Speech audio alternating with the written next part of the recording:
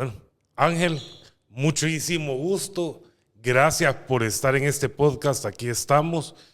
Y gracias a todas las personas que nuevamente nos sintonizan. Hoy estamos aquí para hablar de un tema un poco escabroso. Un tema que hace un par de semanas nos metieron un gol sin que nos diéramos cuenta. Golazo. Golazo, hacia el ángulo, a la esquina. Hoy estamos acá para hablar de la reforma constitucional que Nuevas Ideas aprobó, que les permite acceder a todo el poder, a todo el control dentro del Estado. Ángel Madrid, tú, un excelente abogado, bienvenido nuevamente a este podcast. Comentanos cómo ves vos la cosa. Mira, Carlos, gracias por la invitación ante todo y gracias también a la gente que va a ver el podcast.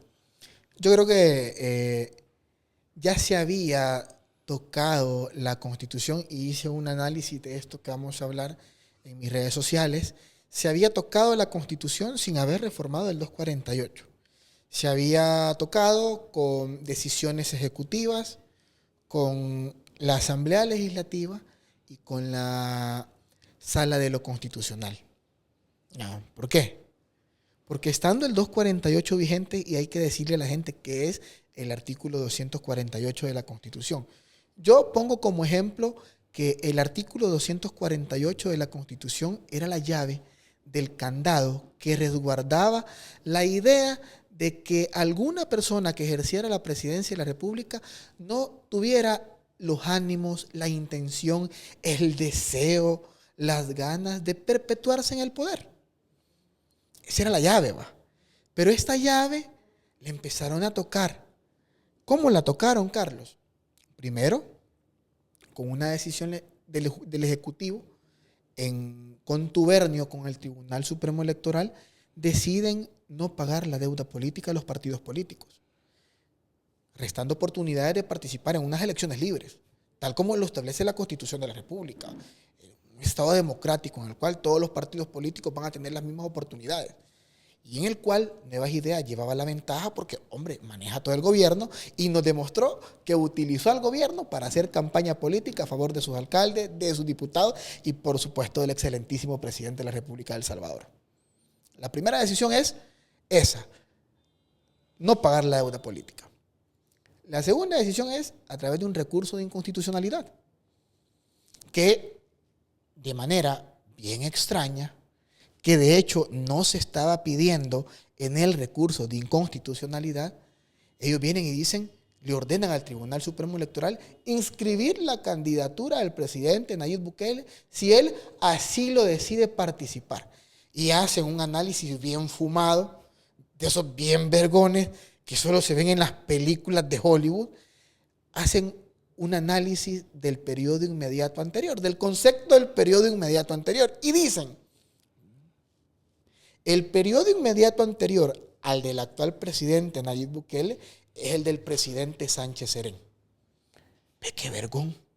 O sea, el presidente estaba gobernando y el periodo inmediato anterior aplica para la persona que está gobernando en el momento, que no se pueda inscribir a una elección que viene. Y ellos lo hacen y dicen, no es el periodo inmediato anterior, no es el del presidente Nayib Bukele, es el del profe Sánchez Serén, que ya había dejado de ser presidente hace 5 años. ¿Va? Entonces, tocan el 248 y lo tocan a través de un recurso de inconstitucionalidad. Y ojo, el 248 dice que no se puede reformar la Constitución en los casos que tengan que ver con el territorio de la República, la alternabilidad en el ejercicio de la presidencia de la República y la forma y sistema de gobierno. Ellos no se puede reformar, y no se puede reformar ni por vía legislativa y menos a través de un recurso de inconstitucionalidad que están interpretando la Constitución.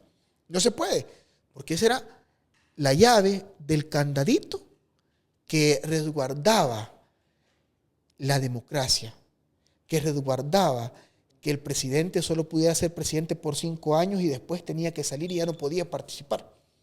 Porque hay antecedente en El Salvador, y muy cercano, de muchísima gente que al estar en el poder, pues le gustaba, era bonito, había bastante pisto, se podían enriquecer bien fácil, podían beneficiar a su familia, podían beneficiar a sus amigos, y esa idea era bien chiva, y ya no querían dejar la presidencia.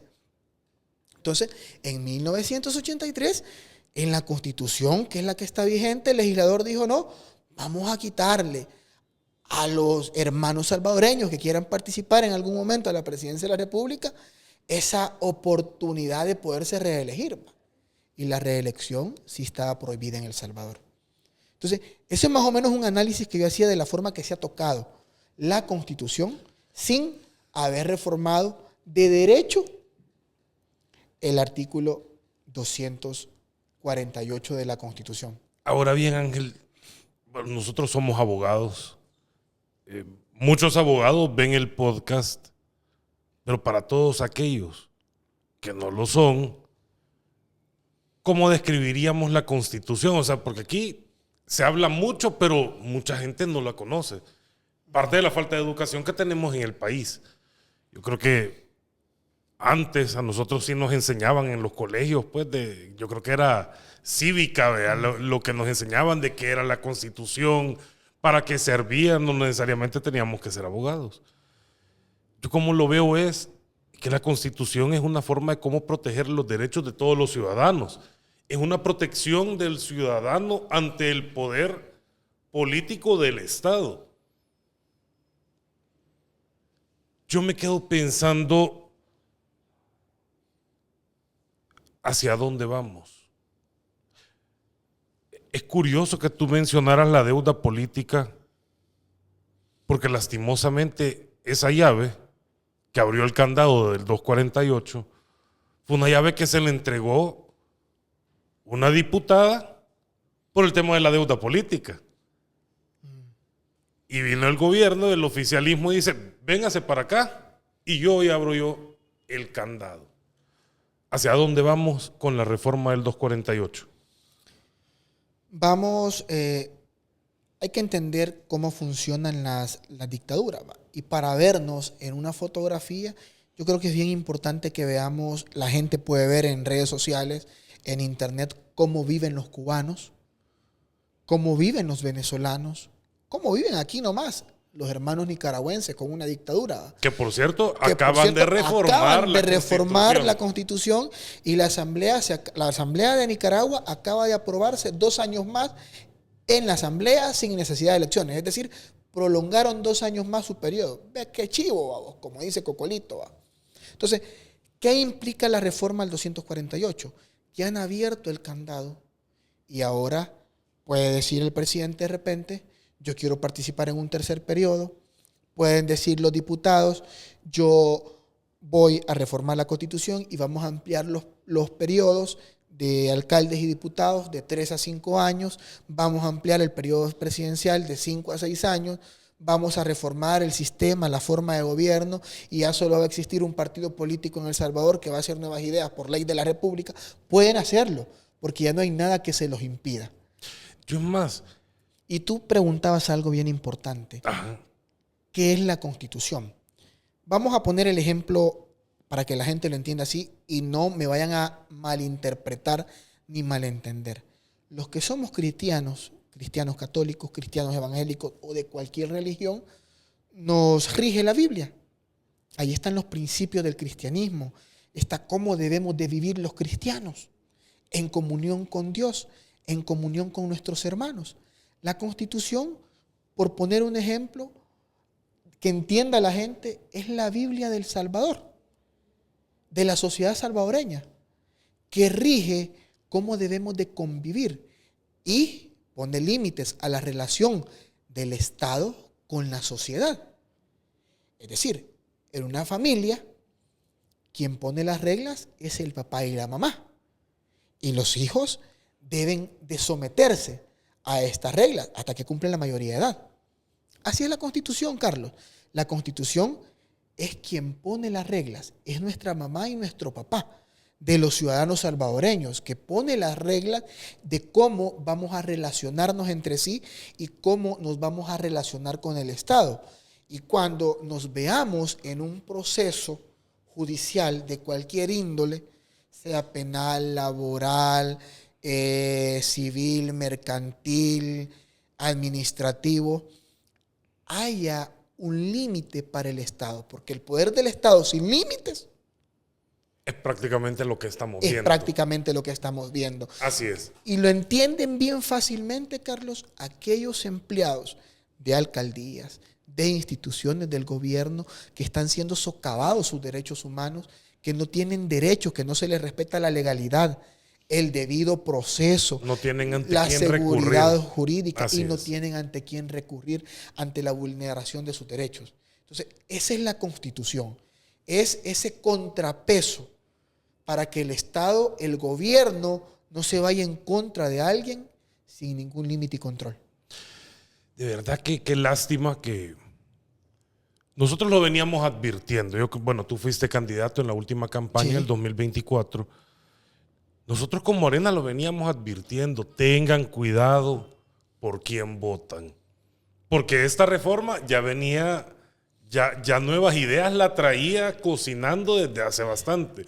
Es más, hasta el vicepresidente le permitieron armar un equipo y que sacaron una comisión ad hoc para el estudio de una nueva constitución.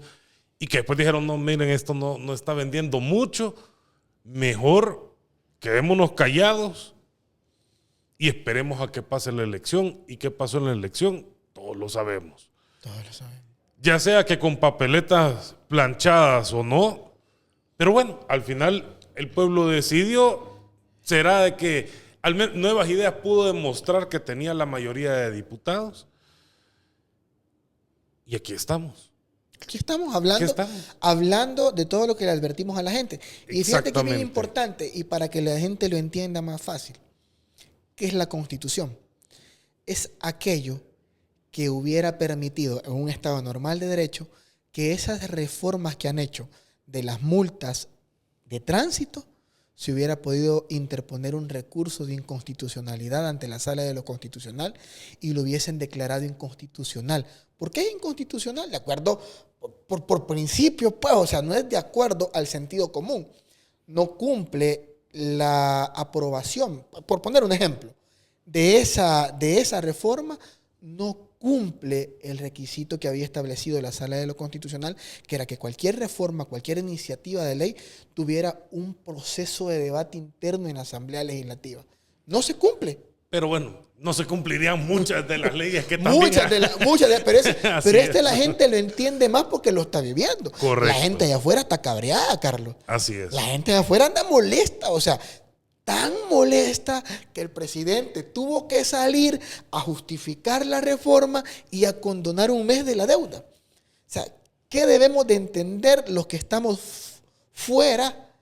Es que les está afectando la popularidad. Porque la gente está molesta. O sea, la han molestado, la han jodido. Y la están jodiendo por todos lados. Y donde más duele que es el bolsillo. Es el bolsillo. Es el bolsillo. Yo te digo, yo creo que hay muchas cosas que podemos hacer. Nosotros, quieras o no, siempre hay que aterrizar hacia dónde vamos.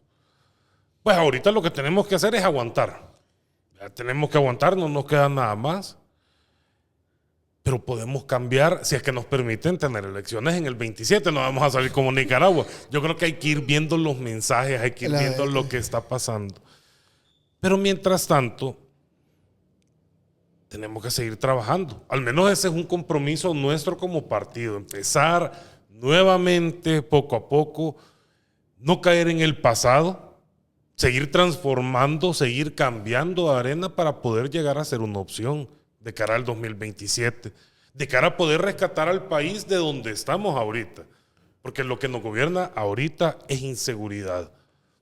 Sí, es inseguridad jurídica, porque no todo es seguridad física. Hay distintos tipos de seguridad, pues. No hay garantía de la seguridad jurídica en El Salvador. No hay garantía. No hay garantía, no va a haber inversión. Difícilmente va a haber inversión. Difícilmente. Yo si fuera empresario y tuviera... Digo, claro, si fuera empresario exitoso y tuviera miles de millones de dólares y fuera extranjero, para mí El Salvador no fuera atractivo para invertir porque no hay independencia de poderes. Y eso, así lo ven muchos empresarios. Y no solo es que no hay independencia, es que al día de mañana te pueden cambiar las reglas del juego, hombre. Y no tenés ningún lugar donde ir a quejarte. No tenés quien te garantice No hay tus derechos. bar. No hay. No hay bar, para No. que así entendamos. No hay. Entonces, No hay. Por eso es bien importante la democracia y lo advertimos muchísimas veces. Y fíjate que Mauricio Meyer, yo lo veía en una entrevista que daba con Julio Villagrán, con Julio Valdivieso en su programa. Y él decía, lo que pasa que el problema no es tanto el presidente, hombre. El problema es que tenemos 57 inectos en la Asamblea Legislativa. Hay una dictadura legislativa que no está haciendo su trabajo como debe de ser, ¿verdad? Entonces, el presidente puede querer cualquier cosa, pero si la Asamblea Legislativa no se lo aprueba, no va a pasar, va. Por eso es importante el balance de poder. Así es. Por eso es importante que en una democracia haya representación de diferentes fuerzas políticas.